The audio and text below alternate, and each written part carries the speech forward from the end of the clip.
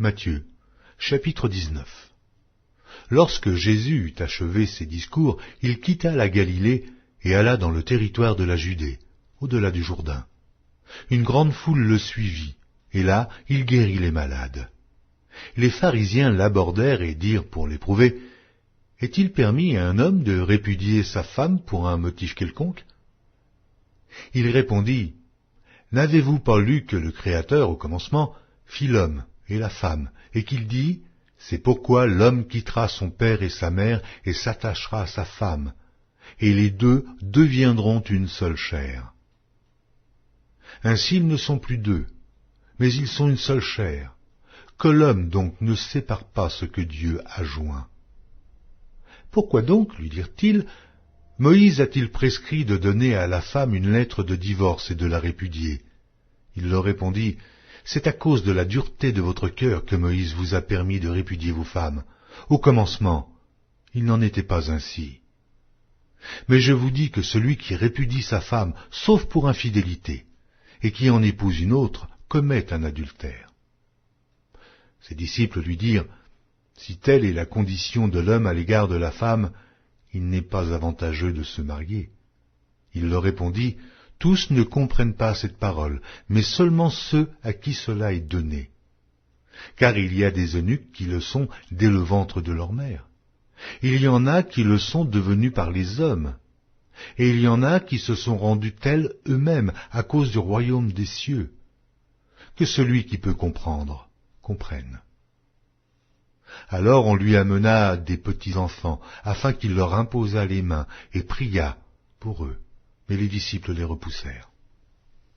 Et Jésus dit, laissez les petits-enfants, et ne les empêchez pas de venir à moi, car le royaume des cieux est pour ceux qui leur ressemblent.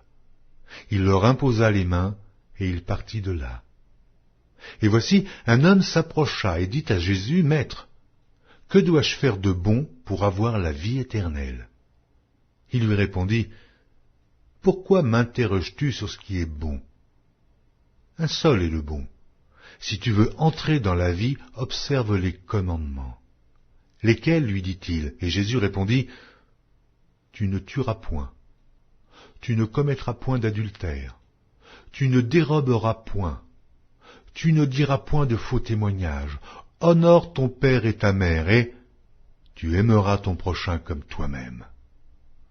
Le jeune homme lui dit, j'ai observé toutes ces choses, que me manque-t-il encore?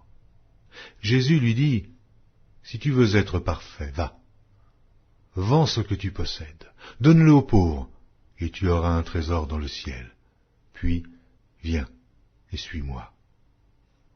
Après avoir entendu ces paroles, le jeune homme s'en alla tout triste, car il avait de grands biens.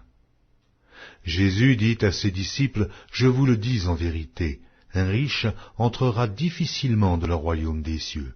Je vous le dis encore, il est plus facile à un chameau de passer par le trou d'une aiguille qu'à un riche d'entrer dans le royaume de Dieu. Les disciples ayant entendu cela furent très étonnés et dirent, qui peut donc être sauvé? Jésus les regarda et leur dit, aux hommes cela est impossible, mais à Dieu tout est possible. Pierre, prenant la parole, lui dit, voici, nous avons tout quitté, et nous t'avons suivi. Qu'en sera-t-il pour nous? Jésus leur répondit, je vous le dis en vérité, quand le Fils de l'homme, au renouvellement de toutes choses, sera assis sur le trône de sa gloire, vous, qui m'avez suivi, vous serez de même assis sur 12 trônes, et vous jugerez les 12 tribus d'Israël. Et quiconque aura quitté à cause de mon nom ses frères ou ses sœurs, ou son père, ou sa mère, ou sa femme, ou ses enfants, ou ses terres, ou ses maisons, recevra le centuple et héritera la vie éternelle. Plusieurs des premiers seront les derniers, et plusieurs des derniers seront les premiers.